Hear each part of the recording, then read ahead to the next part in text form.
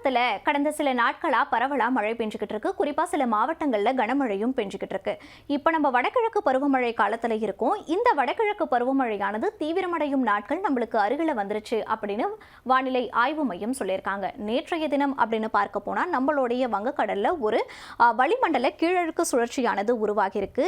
இது இன்னும் 36 மணி நேரத்துல குறைந்த காற்றழுத்த தாழ்வு பகுதியா உருவாகும் சொல்லியிருக்காங்க. அதாவது எல்பிஏ அப்படின்னு சொல்லக்கூடிய லோ பிரஷர் ஏரியாவா இது உருவாகும் அப்படின்னு சொல்லியிருக்காங்க. இது நகரக்கூடிய திசை அப்படின்னு பார்க்கும்போது மேற்கு திசையை நோக்கி தான் இது நகருது. அதாவது நம்மளுடைய தென் தமிழகம் மற்றும் இலங்கை ஒட்டி இருக்கக்கூடிய கடலோர மாவட்டங்கள்ல இது நகரக்கூடும் அப்படின்னு சொல்லப்படுது. சரி, இப்ப எந்தெந்த மாவட்டங்கள்ல இன்னைக்கு கனமழைக்கான எச்சரிக்கை விடுக்கப்பட்டிருக்கு அப்படின்னு சொல்லி பார்க்கலாம். குறிப்பா ஒரு 3 நாட்கள்ல தமிழகத்துல பல மாவட்டங்கள்ல கனமழை பெய்யும் அப்படின்னு வானிலை ஆய்வு மையம் கணிச்சிருக்காங்க. அதன்படி பார்த்தோம்னா இன்றைய தினம் அப்படின்னு பார்த்தோம்னா டெல்டா மாவட்டங்களுக்கு கனமழைக்கான எச்சரிக்கை விடுக்கப்பட்டிருக்கு.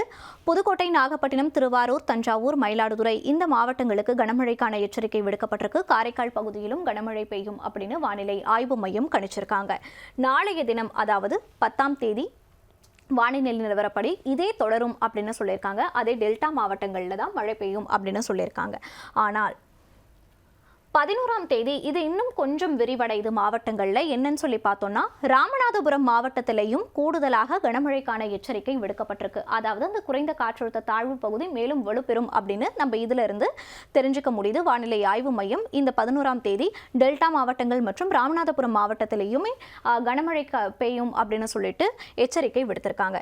இதுவே 12ஆம் தேதி அப்படின்னு சொல்லி பார்த்தோம்னா நம்மளுடைய கடலோர மாவட்டங்கள்ல பல மாவட்டங்கள்ல நம்மளுக்கு மழை பெய்யுது. அதாவது நம்மளுடைய கேடிசிசி ஜோன்ல இருக்கக்கூடிய செங்கல்பட்டு மாவட்டம், விழுப்புரம், கடலூர், மயிலாடுதுறை, தஞ்சாவூர், திருவாரூர், நாகப்பட்டினம், புதுக்கோட்டை, ராமநாதபுரம் இந்த மாவட்டங்கள்ல எல்லாம் அதாவது கடலோர மாவட்டங்கள்ல எல்லாம் மழை பெய்யும் அப்படின்னு சொல்லிட்டு கனமழை பெய்யறதுக்கான வாய்ப்பு இருக்குன்னு வானிலை ஆய்வு மையம் எச்சரிக்கையானது விடுத்திருக்காங்க.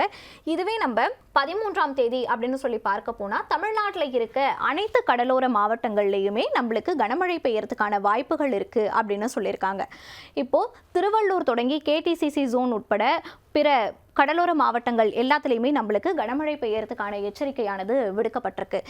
இப்போ இதுவே 14ஆம் தேதி இந்த வடகிழக்கு பருவமழையானது தீவிரமடையும் அப்படின்னு சொல்லக்கூடிய நாட்கள் அப்படின்னு சொல்லி பார்த்தோம்னா நம்மளுடைய கடலோர மாவட்டங்கள் மற்றும் மேற்கு தொடர்ச்சி மலை மாவட்டங்கள் உள்ளே இருக்கக்கூடிய மதுரை, புதுக்கோட்டை, சிவகங்கை இந்த மாவட்டங்கள்லையுமே கனமழை பெய்யறதுக்கான வாய்ப்பு இருக்கு அப்படின்னு வானிலை ஆய்வு மையம் சொல்லியிருக்காங்க. அதாவது நம்மளுடைய கேடிசிசி ஜோன் திருவண்ணாமலை, விழுப்புரம், கள்ளக்குறிச்சி, கடலூர், மயிலாடுதுறை, அரியலூர், தஞ்சாவூர், திருவாரூர், நாகப்பட்டினம், புதுக்கோட்டை, சிவகங்கை, ராமநாதபுரம், தூத்துக்குடி, திருநெல்வேலி, கன்னியாகுமரி, தென்காசி, விருதுநகர், மதுரை, தேனி, திண்டுக்கல், திருப்பூர், கோயம்புத்தூர், நீலகிரி அதாவது மேற்கு தொடர்ச்சி மலையொட்டி இருக்கக்கூடிய மாவட்டங்கள். நெக்ஸ்ட் நம்மளுடைய தென் தமிழகம், டெல்டா மாவட்டங்கள், இங்கே இருக்கக்கூடிய கேடிசிசி ஜோன் அப்படின்னு சொல்லிட்டு பரவலா நிறைய மாவட்டங்களில் கனமழை பெய்யறதுக்கான வாய்ப்புகள் 14ஆம் தேதி இருக்குன்னு வானிலை ஆய்வு மையம் சொல்லியிருக்காங்க.